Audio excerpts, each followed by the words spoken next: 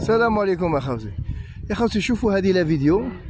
البلد الوحيد في العالم الذين يبيعون الدلاع بالمورصو بالتقسيط هو المغرب. والله العظيم خطير، والله خطيرة هذه. البلد الوحيد في العالم كيما تروح للمغرب الجزائر تونس تلقاهم يبيعوا الدخان بالديطاي ولاو يبيعوا الدلاع بالديطاي. خوتي شفتوا الوقت اللي وصلنا ليه؟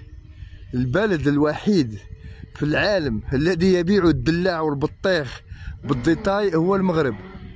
خاوتي كنا لكم الحاله صعبت والله، سي لا فان دو موند والله العظيم.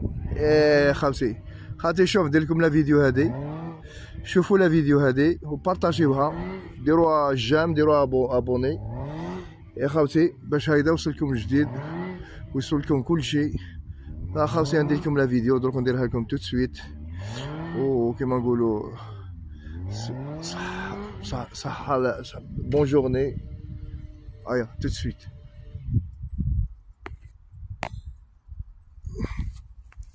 شوف تما اش كيبيعوا شنو تما خاي ونيبه ولا يتباع الدلاع بالديطاي. مشات ليام صافي القضيه حمار عندنا في المغرب. شنو القضيه حمار عندنا في المغرب بالله.